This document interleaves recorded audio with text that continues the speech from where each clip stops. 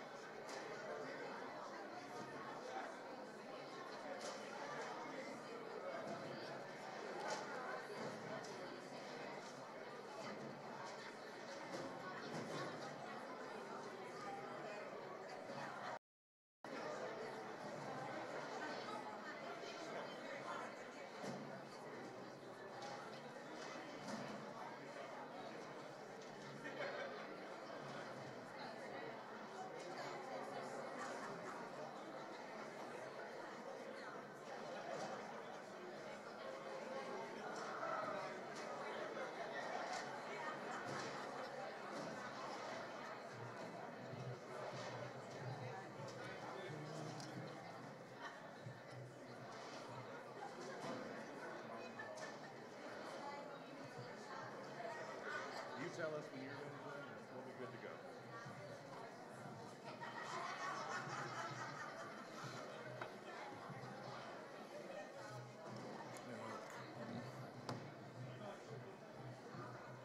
And then is this already hooked up to? That's what you're doing? Take care of you.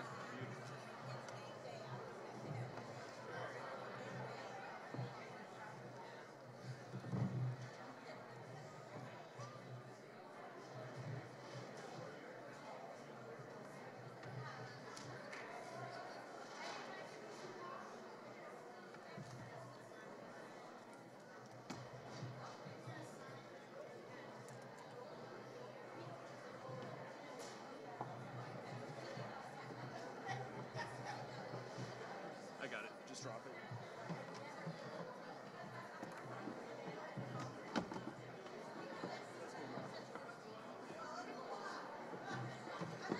That battery pack doesn't fit through.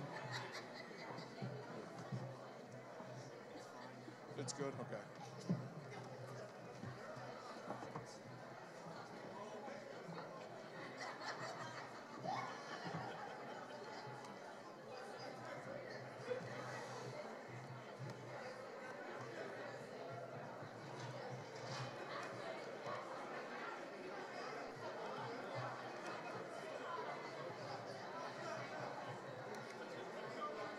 Okay, so are they not using theirs?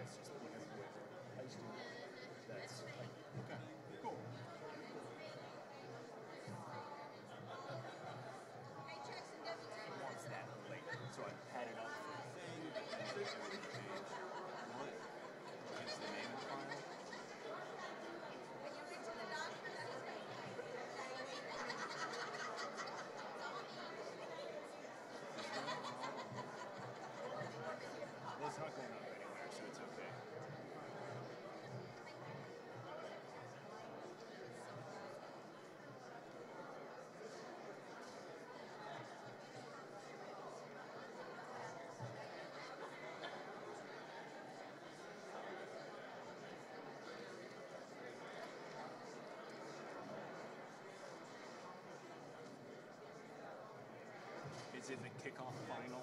Yeah, yeah, it helps if I check the date on when they were created.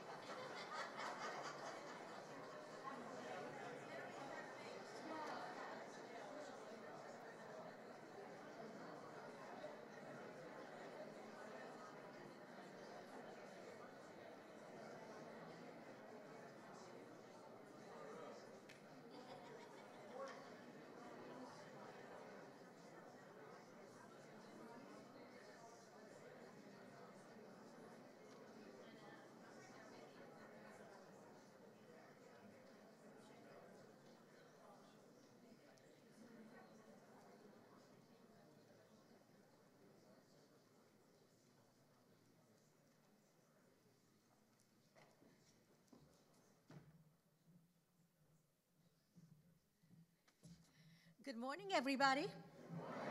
What a wonderfully well-behaved crew we are here today. Thank you for being here. I'm just so delighted. I know that we didn't have a whole lot of notice, and for all of you to be here for this very significant moment for all of us just does my heart good. We were just chatting about it this morning, and I was asked, how do you feel? And I said, I feel nervous. It's like, what? We've heard you talk before. You don't seem nervous about it. I said, it's a happy, excited nervous. You know what I mean? It's a really important moment for the university.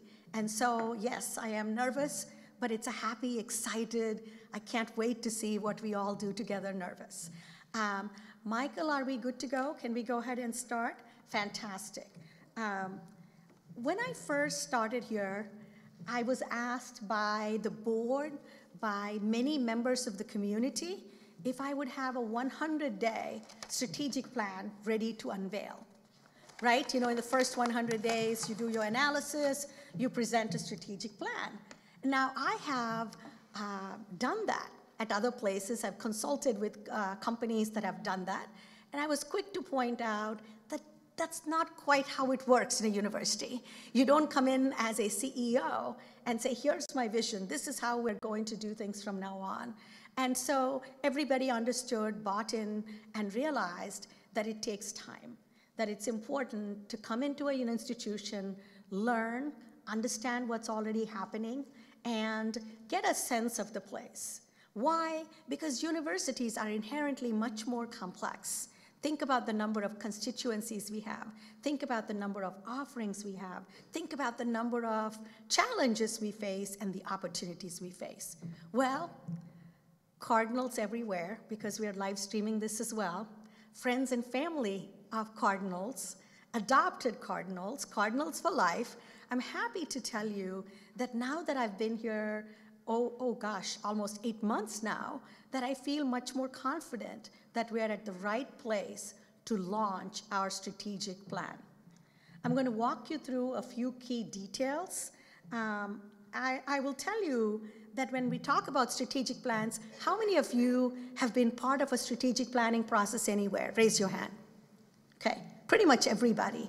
And the problem is, a lot of times, these plans sound wonderful, but the output might be wonderful too. It might be a really nice bound book. It might look super impressive. But the problem is, nobody looks at it until the next time that the strategic planning process is due. So one of the things that I promise you is this is not going to be that way. You'll see why I'm alluding to that in a minute. Because in the past, it was very much the fashion to do a strategic plan for a 10-year strategic plan, a 15-year strategic plan, and that's really not going to work for us anymore. Do we all agree? It's changing too fast, and we want to also hold ourselves accountable. When we have 10-year strategic plans, it's easy to say everything will miraculously come together in year 9. I mean, just let's relax. Just everything will come together. So you will see that I am proposing much shorter plans so that we can hold ourselves accountable and know how we are moving along. All right. Ooh, I've already given you my welcome. All right, that part is done. So when we're talking about strategic planning, there are a couple of key aspects to keep in mind. One is, what is our mission? Because anything we create by way of strategy needs to be aligned with our mission. What's a mission statement? Sounds great, but the mission is simply, what is our purpose for existing? If we did not exist, would somebody create the University of Louisville, and for what purpose? And this is the mission statement that was developed here at the University of Louisville. Beth, when was that? I'm sorry? 2012, and I really like it. So let's, because we may all look at it and say things have changed, we need to change it, we need to be modified through this process, but I thought this is a fine start for who we are as a university and what we are aspiring to be. So what's our purpose for existence? What's our reason for being?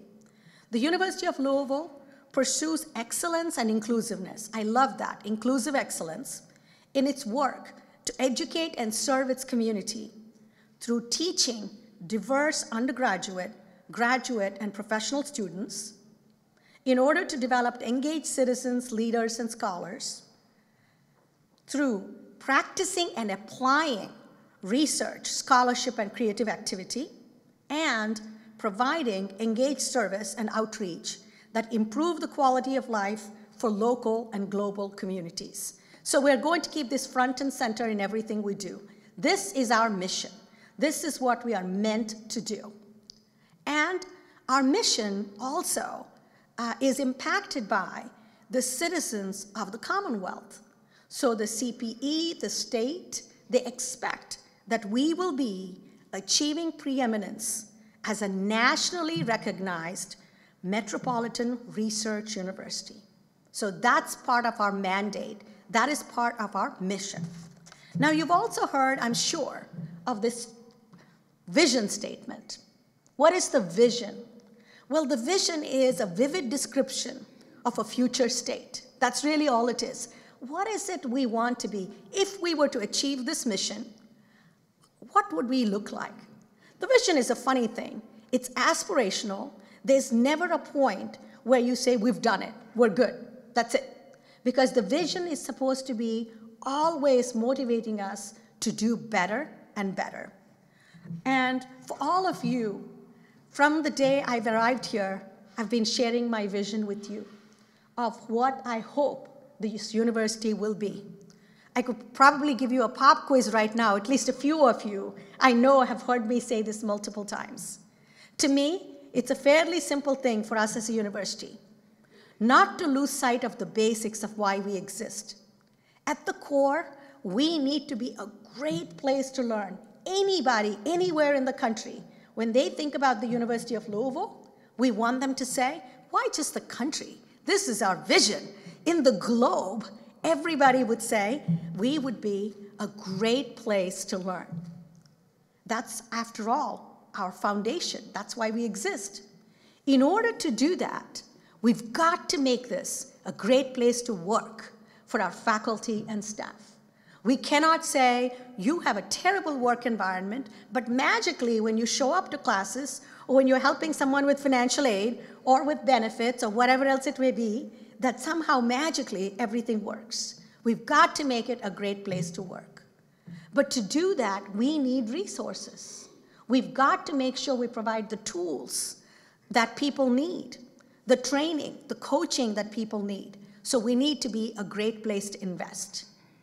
And why would anybody invest in us? Either because they see this as a great place to learn, or they experienced it as a great place to learn, or they want to make sure for the sake of the Commonwealth, for the sake of the country, that this is a competitive place to attract talent. Does this make sense? So far, no surprises. This is what I've been telling you. And I've told you that when I first started on this journey, I started thinking about a great place to learn, work, and invest, and that our values would be celebrating diversity, fostering equity, and striving for inclusion. But I told you also that I've decided we need to make it stronger. This is a point of pride for us. This is a point of strength for us. So we will say we'll be a great place to learn, work, and invest because we celebrate diversity. That gives us our strength. Our inclusivity is the key to our excellence because we foster equity and because we strive for inclusion. So that's the vision. In fact, we could change this and say we will be the best place. I thought we should start, we'll start with a great place and then work our way up. The vision, we have some place to go. Mission, vision, values, and then we'll go straight into the strategic plan. What are the values of our university? Now, as a professor, we know that giving students acrostics makes it easy for them to remember, easy to memorize. But these are my words, perhaps. I tried to make it cardinal, that these are the principles. Do you like it? Cardinal principles too? I think that's pretty cool. But this was actually from all of you.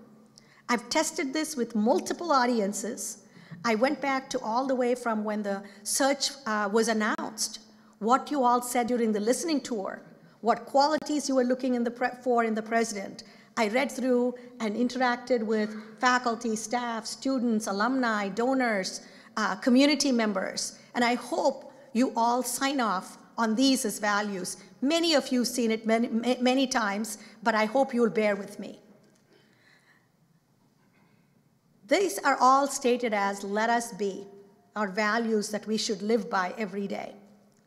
For C, let us be a community of care. A community of care. We care for ourselves, we care for one another as cardinals, and we care for the community beyond us as the human family. We must be a community. What is a community? A mere collection of individuals. If we're all randomly standing in line, we don't say we're a community. It's a purposeful collection of, it's not just a random collection of individuals. We are tied together. So whether you're on Shelbyville or Belknap or Health Sciences Center, we're not just buildings that are connected by an HVAC system. We are a university. We are one identity. Accountability. A is for accountability. There will be a pop quiz, no joke. So remember, each of you remember one. Community of care, accountability. Accountability to the team. That means we keep our word. We're not perfect. If we make mistakes, we own up. We run to a problem. We don't run away from a problem. And we are accountable. Respect. This is key. Respect irrespective of position. I say that purposely to mean two things. Respect irrespective of position means I don't care where you are in some real or imagined hierarchy.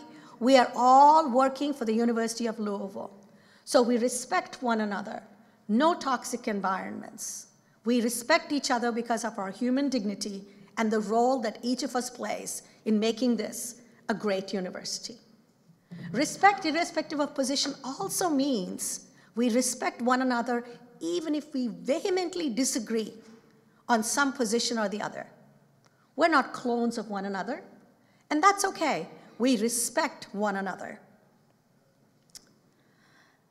This is an important idea on university campuses today, because when I say we will respect each other irrespective of position, I always worry that this is not my original thought, so I always say, to quote, we will be a place that prepares students for ideas. We don't need to protect them from ideas. Let them learn, debate, engage. Diversity and inclusion, a very key value for us, a foundational value. We celebrate diversity of thought. We celebrate diversity of life experiences.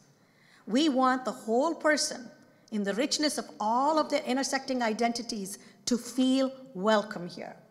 And we strive for inclusion. I say this again and again, because I cannot mandate and say, as of today, each of you is included. It's something you decide, whether you truly feel welcome here. We need that. Integrity and transparency. Integrity, it's funny, people say, how will we build trust? It's not what you say, it's not what I say. It's what we do. Integrity is absolutely living our values. It's walking the walk, not just talking the talk. And together, integrity means when we make decisions, people may agree, disagree, but everybody understands that we made these decisions to the best of our abilities for the good of the institution. And we've got to be transparent about our decision making. N, noble purpose. I believe in it strongly. I believe that fundamentally each of us as humans want to make a difference in this world, that it's more about than just our own self-interest. And so noble purpose, for me, each of us will identify our noble purpose, and much more importantly, how fortunate are we? We get always to work with the next generation. Who knows what they'll go out and do? So it's our job to help them find their noble purpose. Agility. None of this is possible if we are rigid. There is so much change in the environment. And if the speed of change outside outpaces speed of change inside an organization, who will win? Not the organization. We've got to be agile. Finally, leadership. We want a culture where we are all leaders. You've heard me say this perhaps. Management is on the organization chart. To know if you're a manager, you can pull out an organizational chart, ladies and gentlemen, and you can find yourself there. But if you're a leader, no piece of paper will tell you that. To know if you're a leader, you need to look behind you. Is anybody bothering to follow you if they didn't have to? Right? So leadership is an activity, it's not a position, and we must all take our mantle as leaders in influencing this community for the better. All right. So, ta-da, the big unveil of what I meant by being nimble and by not doing 10-year plans. This is not just me. A whole group of us worked on it, and I'll tell you much more about it in just a minute. But to me, one way for us to hold ourselves accountable is to do 3-year plans. My hope is that we do 2 3-year plans. One through 2022. So we'll finish this process. We'll be ready for fall 19 through 22. Spring 22, let's assess, look at where we are, and then do a 2025. I like the 3-year mark.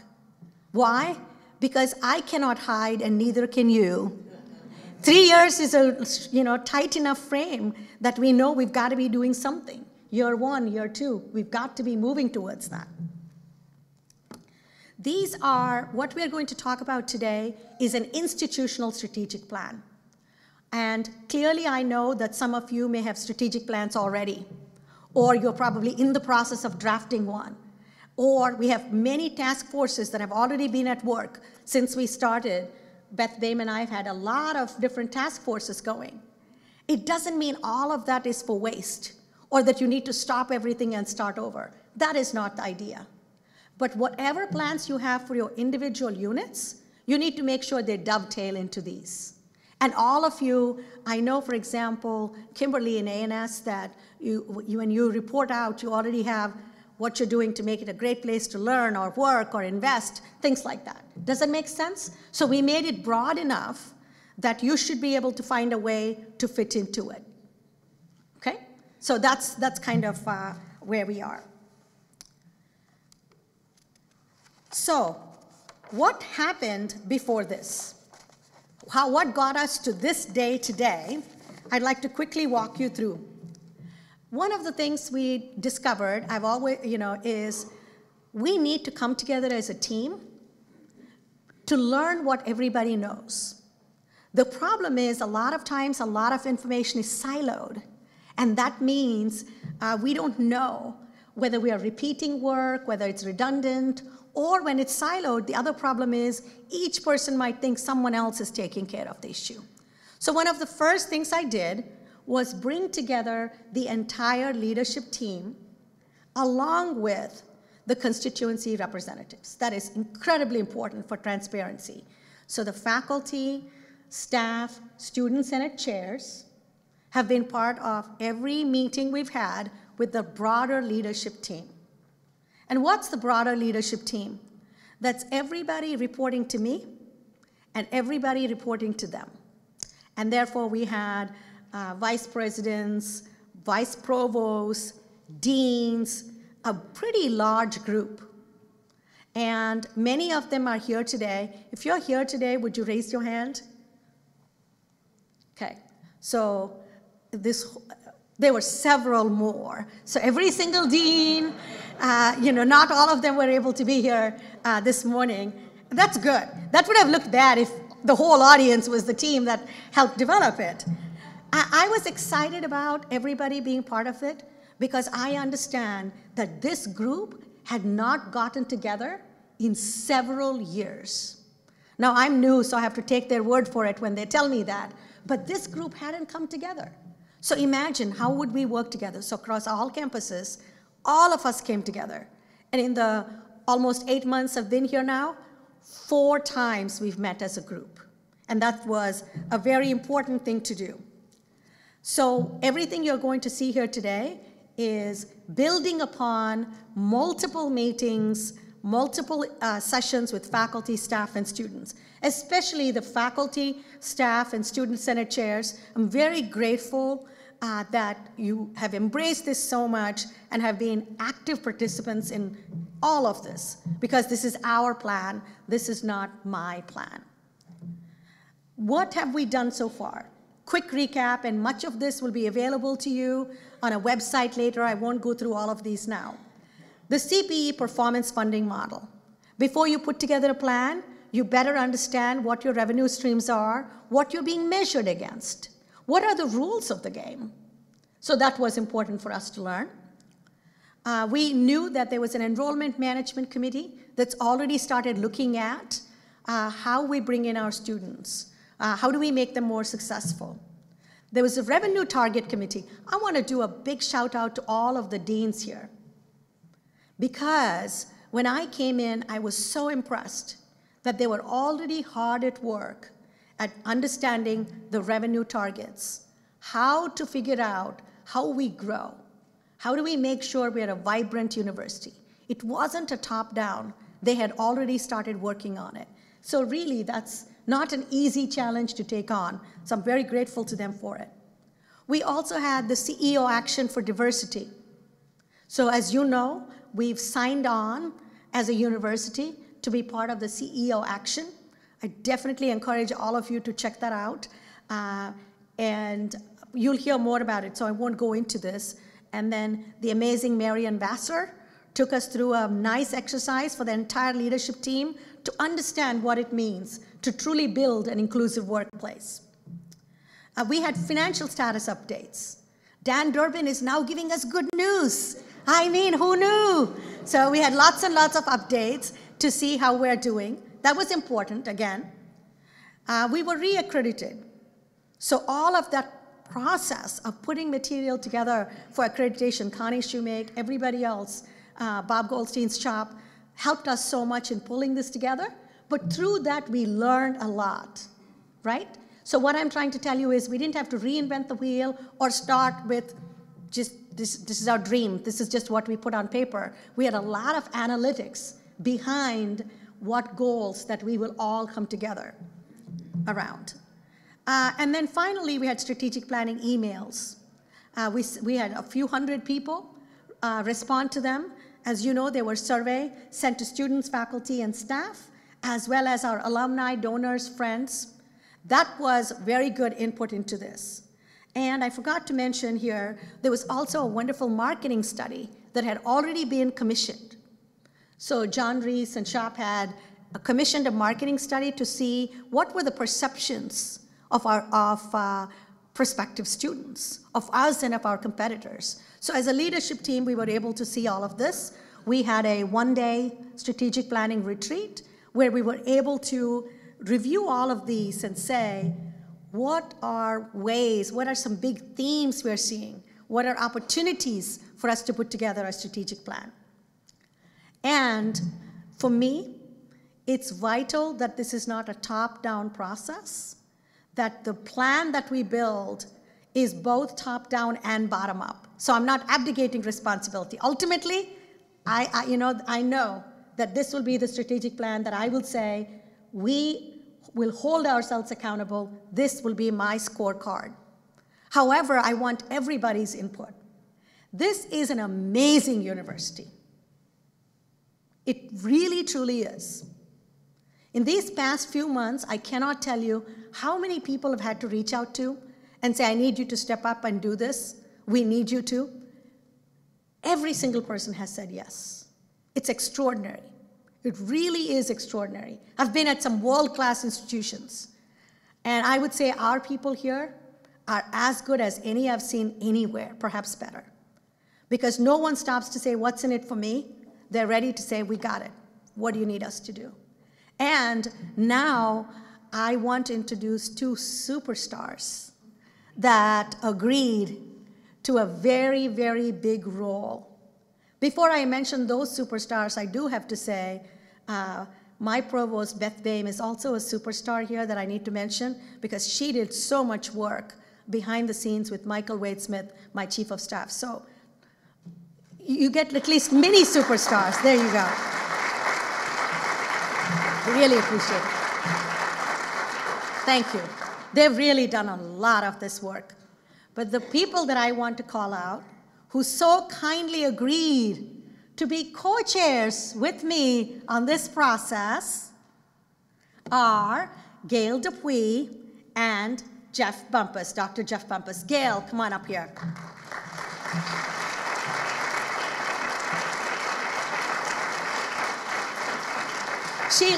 She'll be up here to present in a bit anyway, but I just wanted you to, I wanted to introduce her as though she needs an introduction. You probably all know her. She's going around introducing me to all of you. Associate Dean for Academic and Student Affairs, a professor of industrial engineering. Her research focuses are on production planning, healthcare engineering, and operations research. I'm from the Speed School, so grateful for Gail. Thank you, Gail.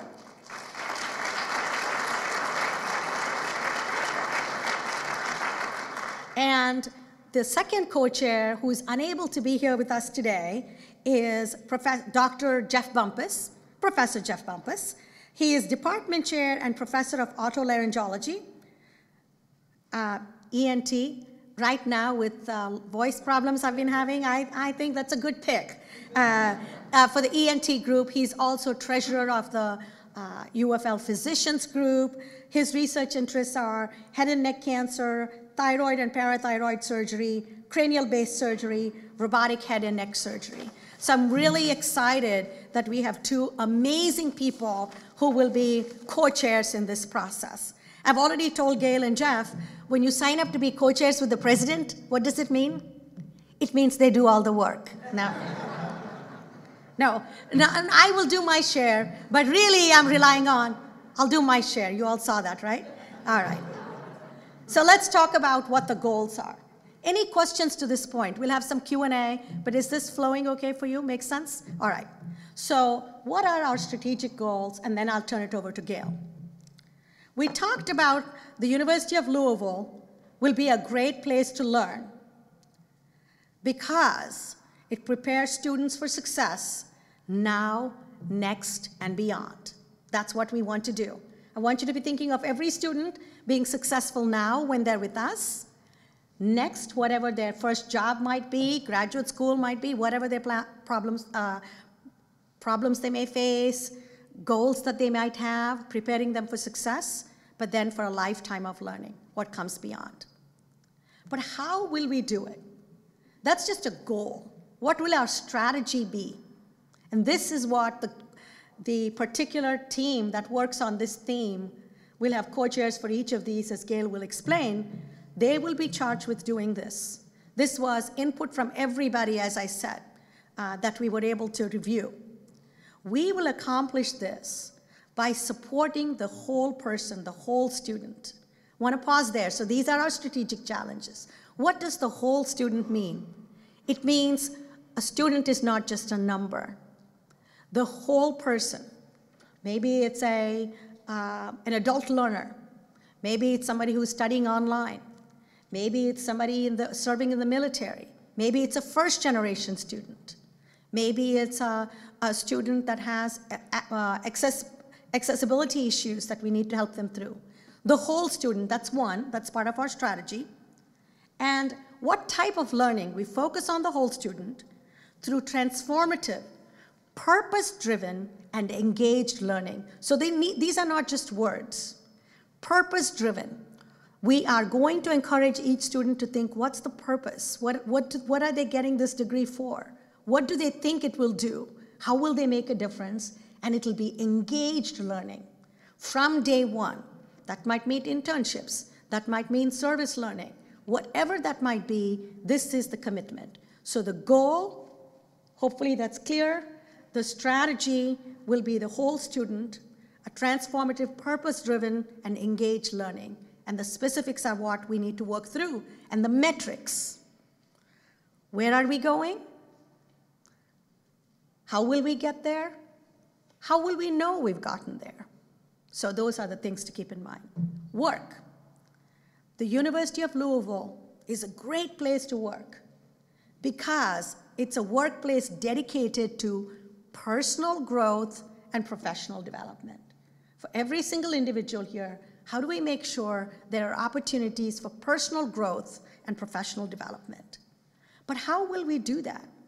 We will do that only if faculty, staff, administrators, every one of us lives our institutional values.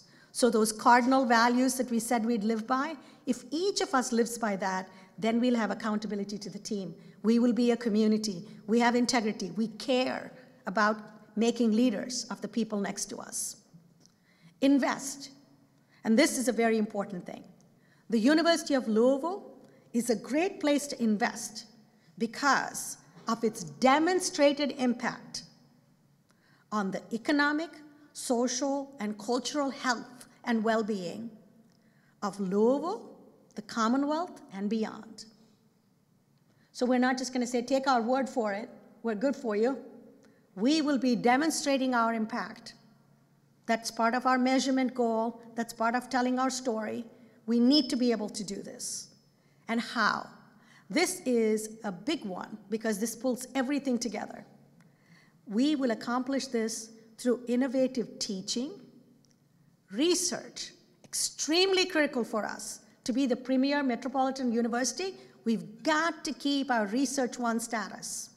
Scholarship, creative activity, principled leadership, responsible stewardship, and engaged partnerships. So each and every one of these words is purposeful, and we will hold ourselves accountable to achieving these. Let me just quickly walk you through the committee structure. I'm going to pull up Gail to do that. Before I bring Gail up to do the hard work of walking you through how we've structured, any other questions? Or if not, there'll be a time for that as well. All right? Thank you very much. And Gail, please come on up.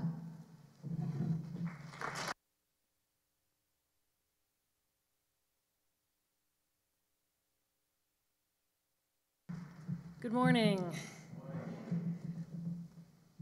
I am very excited to be here and part of this very important effort, so I'm glad to see everybody here. I will be talking about some of the operational aspects of our strategic planning this next 3 years and primarily the next 6 months that will get us to our strategic plans that we'll implement then over the next 3 years. So first I'll talk about the committee structure. So we have sort of 3 levels of committees. We have the executive committee. There's 13 members on the executive committee, and this committee is responsible for sort of the overall oversight, as the president said, making sure that nothing falls through the cracks, none of the important items fall through the cracks, and that we don't have a lot of unnecessary duplication between the 3 work groups that will really be doing the majority of the work. The executive committee plus the co-chairs for each of the work groups will form the steering committee. That committee will be meeting every other week, and the purpose of that committee is really to share what's going on in each of the work groups where the majority of the work is happening, and again, share that so that we can all hear and make sure we can coordinate between the 3 groups. And then finally, the work groups. We will have 3 work groups, one centered around each of the 3 strategic goals, so a learn, work, and invest group. Each of these work groups will have 3 or 4 co-chairs and 20 to 30 members. And those members will be students, faculty, staff, could be community members. We will have a broad diversity between disciplines, different levels of engagement, different parts of our community. So the members of those work groups will be nominated and then selected. So this is where we need your help. If you are interested in participating in this process, we'd love for you to self-nominate. If you have a colleague that you think would be valuable to this process, please send their name. You can send their name to the work group chairs, which I will show you on the next slide, and all of this information will be posted on the website. Or you can send their name to me, and we would love to get feedback on who should be included included in these work groups. We will be soliciting nominations from other groups on campus as well.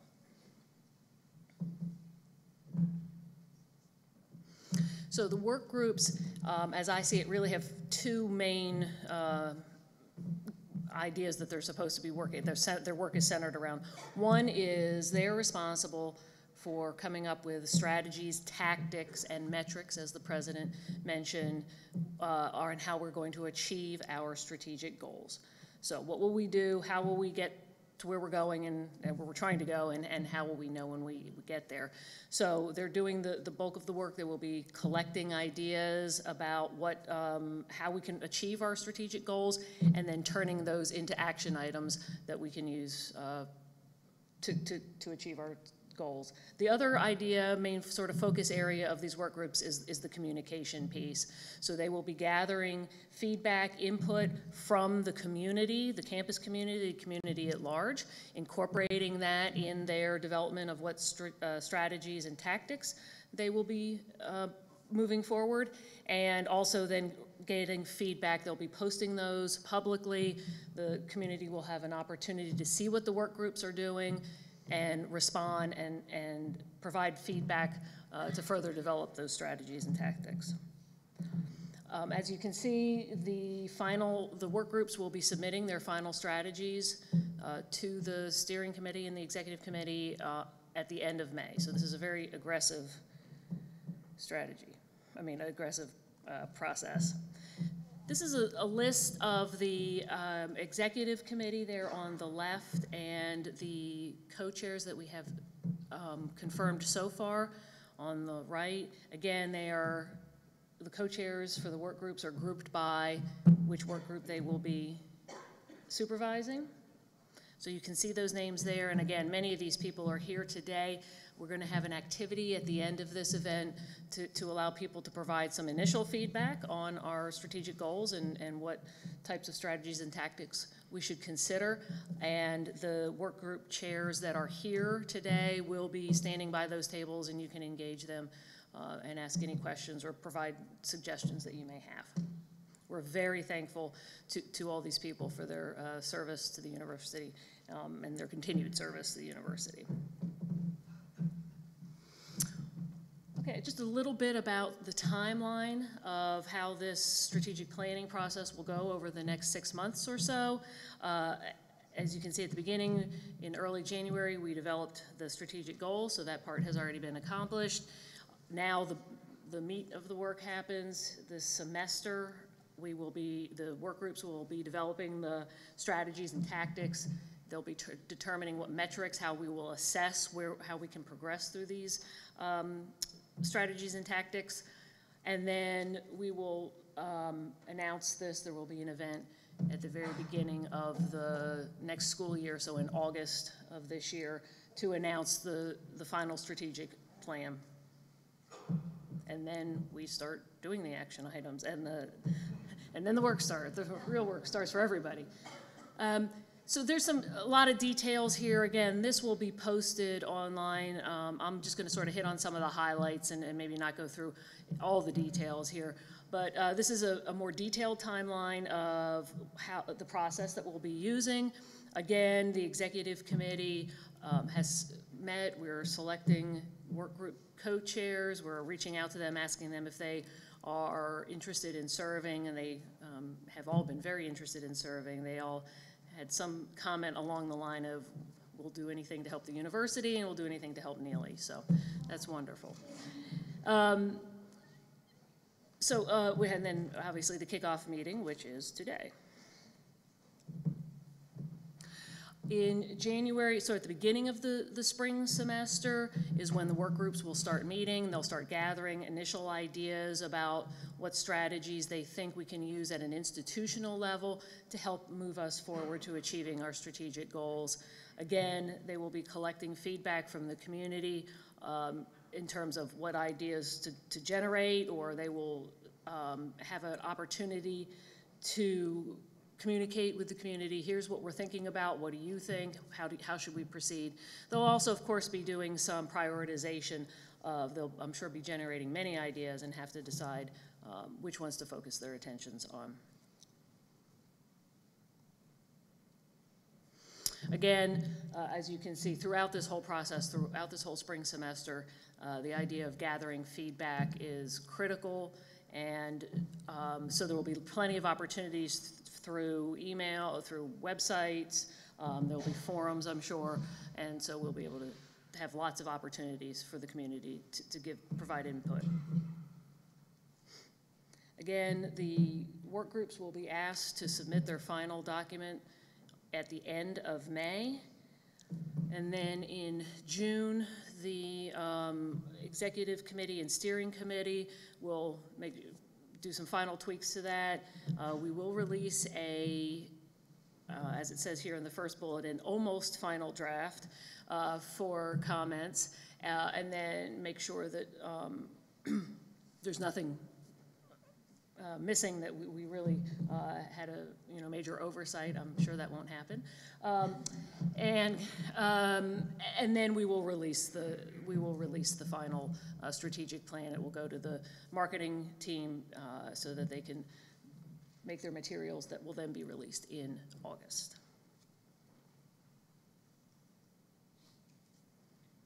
So, again, we will need your input and feedback. This is an open process. We really want to hear from you all about what ideas you have and how you think we should proceed. We all have our areas of expertise, and it will be nice to sort of pull those together and find the common themes and be able to move forward. Okay. All right, so how can you be a part of the process?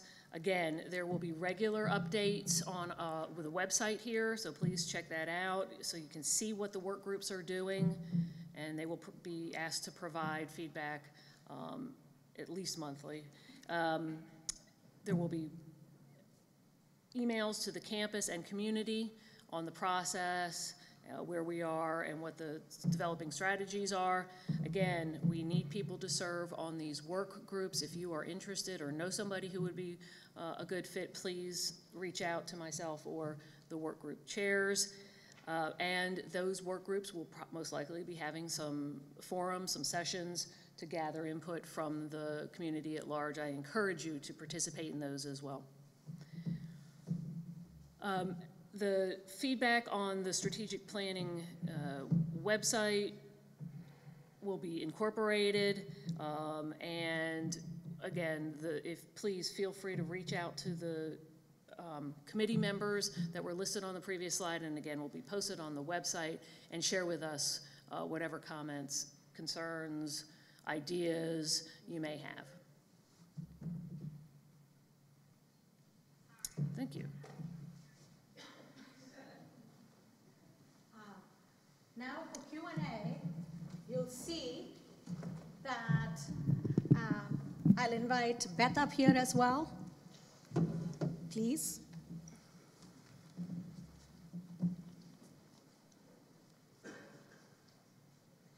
Thank you, Gail.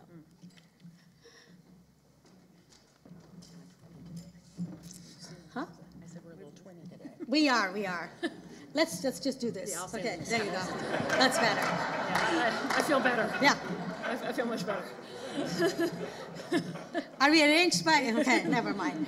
Okay, any questions? One thing that I forgot to mention is clearly all along the way we will get board input. So our board of trustees needs to approve this, but they are aware of what's going on. We've shared what's happening, so they will no doubt have input into the process as well. That's one thing I wanted to mention. Secondly, when it comes to the members of the different work groups, there'll be opportunities for potentially a few alumni, people in the community to be engaged.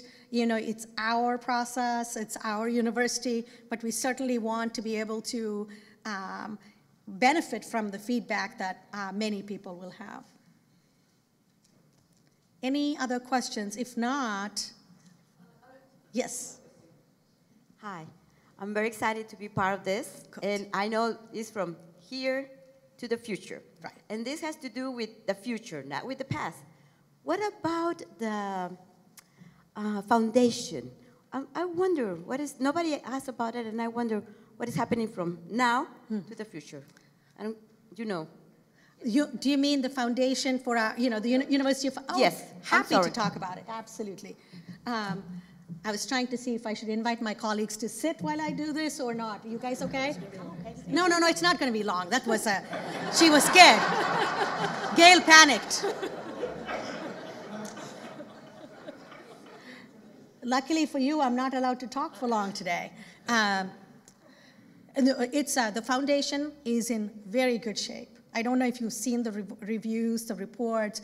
The audit came out so great. We are building trust. Keith Sherman, the board, they've been working very, very hard. And you will see shortly how hard we're working to make sure that our underwater accounts are made whole. So I feel we're in very good shape.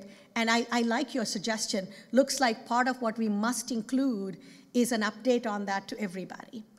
Because I know that, the board knows that, select groups of people know that. Maybe we've not been talking about it enough. But recently, through a pretty stringent audit, we got kudos and did pretty well.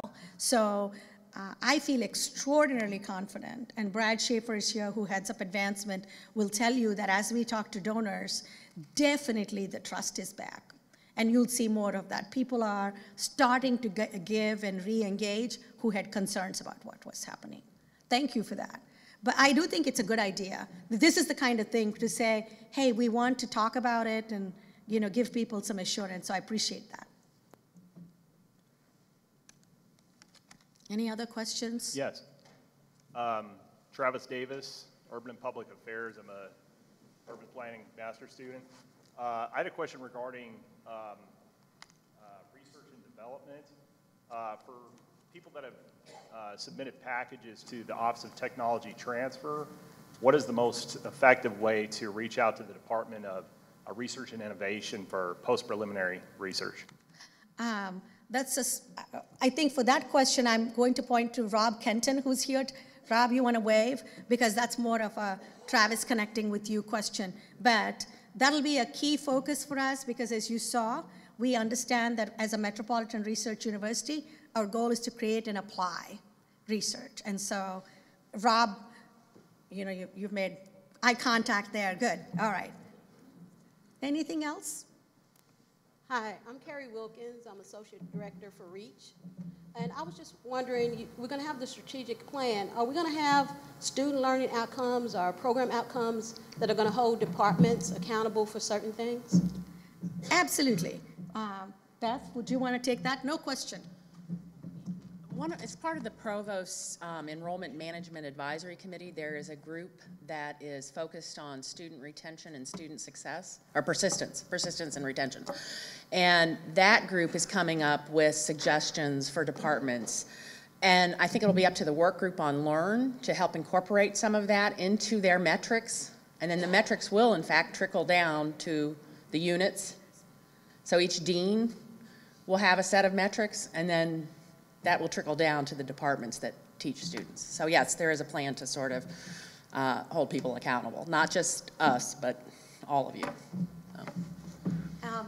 Yeah, that's exactly the point. So I think for the Learn work group, I won't do this for everybody, but Nat and Jeff and Jasmine, if you're here, would you stand up?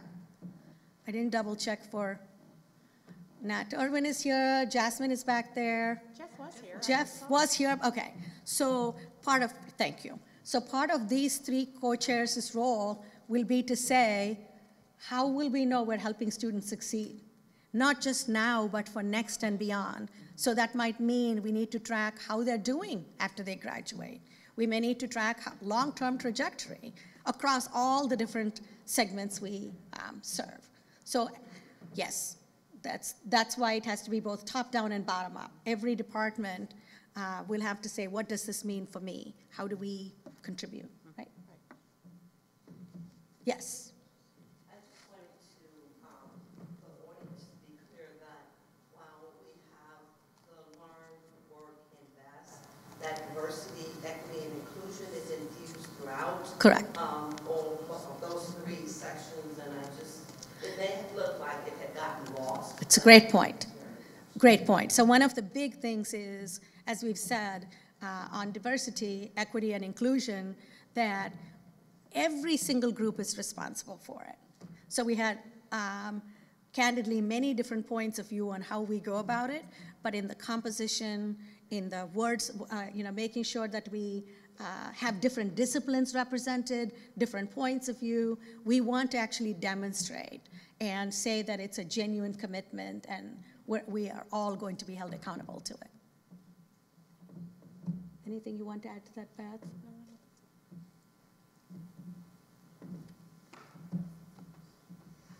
Nancy Tierney from the Health Sciences. What's the mechanism for assessing the planning process and your 2-3-year plans? So you asked who of us had been involved in strategic planning. As I think back on the times when I've participated in successful plans, it's when there's an institutional planning office, there's a dedicated staff, an office to documenting, to directing the implementation, the assessment, saying how we're doing and how you get there. So that's exactly right, Nancy. I could not agree more, and she and I have had conversations about it. That's why you'll notice in the executive committee that we have Bob Goldstein, because as the IR, Institutional Research Effectiveness Group, and Connie is here, they'll be playing a big role in providing data to each group. So part of what their role is not just the tracking what we are doing, but making sure we're all working off the same facts, right? We can all be entitled to our own opinions. Not everybody's entitled to their own facts, right? So number one is they will share, this is where we are, level setting where we are, where our peers are. They'll provide that information and actually manage the whole process. But Gail, you may want to continue the conversation. Jeff and Gail would, I'm sure, continue the conversation with Nancy. Completely agree. We didn't go into the staffing, who does everything, wanted to give you the overview, but I completely agree.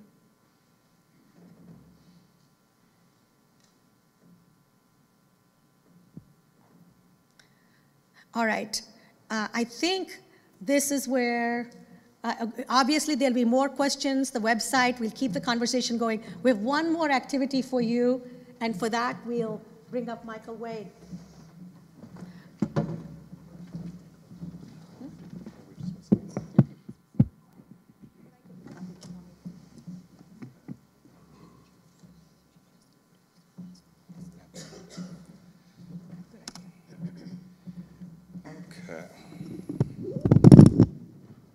I'll move with this. For those of you I haven't met yet, I'm Michael Wade Smith. I'm Neely's Chief of Staff, and looking forward to meeting the rest of you throughout this process as we build a strategic plan for the university. We want to make sure, as Neely said, that this is a one-team effort and that we are all engaged in the process of building this plan in a meaningful way. So I think we have a demonstration of one team in this space. If you look around the room today, you have faculty, you have staff, you have students, you have young, you have old, you have a diversity of races and experiences. It's a beautiful room and a beautiful space here, but if you look at online, we're live streaming this, and we have over 200 people tuned in watching this as well. So the community and the impact of this plan is extending well beyond this room. We're going to be posting this online, and I expect to see hundreds of views as people in the community take an opportunity to tune into this space. But because you all are present here today in the room, we have an opportunity for you to share some meaningful feedback to get us started in the process. The feedback you share today is going to go to the work groups, and will help them start generating ideas about what strategies could work. So if you just look over your shoulder at the back of the room, there are three large tables. One of them says learn in the center, one of them says work in the center, another says invest. There are pens and markers on each of those tables, Post-it notes all over the place. You can feel free to write on Post-it notes or write with a marker directly on the piece of butcher paper. What I'm going to ask you to do here in a moment, and this is how we'll dismiss the day. We're not going to have anything else on stage. We're going to ask you all to move to the back of the room, engage with each other, write on the poster boards, and then we'll part ways for today. But when you go into the back of the room, what we'd like you to provide is, either on a Post-it or directly on the butcher paper, Suggestions for work group members. You can write your name or someone else's name on the poster board or on a Post-it note. If you write it down, we'll collect those, and when the steering committee meets and the work group chairs meet to try to populate their committees, your suggestion will be there. You could also write down specific strategies or specific actions that you think the University of Louisville should look at to achieve these goals that Neely mentioned earlier, to become a great place to learn, a great place to work, and a great place to invest. You might know that we have this amazing gem of a program somewhere that we should build up and support and promote. Note that somewhere. You can write it again directly on the butcher paper or on a Post-it. Areas of excellence that you think we should be able to focus on, and then again, specific strategies and actions that might be enhancing something we already have, stopping something that we're doing that we shouldn't be doing, or creating something new, doing something that we're not currently doing. All ideas, all feedback is welcome. And again, this will be a starting point for work groups to get a sense of the great ideas that are floating around throughout the community. This will not be your only time to engage. It won't be your only time for input. So don't feel the need to write 700 things on everything. You'll have other opportunities. But today is a way to get the conversation started. We want to make sure we don't miss anything throughout this process. So please take the time to visit each station, have conversations with each other, engage the co-chairs that are here, and provide some ideas that'll get us started on what we want to look at. What is the potential in the future of the University of Louisville? I want to make sure that our co-chairs, you can see who they are. Again, if Jasmine and Nat will stand up. Jasmine and Nat are going to be leading the Learn work group, so they'll be positioned, I believe Learn is over here on my left. They'll be over there by the Learn table. And then Karen and Brian, I think you both are here this morning, if you both would stand up. Karen and Brian will be leading our work group, and that's in the very, very back of the room, so they'll be positioned near that table. And John Klein, I don't believe is here today, but Gail, if you would be by the Invest table, so you can speak with Gail at Invest, and we'll make sure John and the other work group co-chairs get that information as well. So when we dismiss from this space, again, we won't have another piece of the program up here. What we want you to do, talk with each other, come up with some beginning ideas, some starter strategies, some key programs, some areas of excellence, and commit them to paper, document them. We're going to record all of those, give them to the work groups, and that'll begin the foundation of the work that they'll do and the conversations that they'll have to build out our strategy moving forward. Thank you all for being here today. An amazing conversation. Let's give Neely a huge round of applause.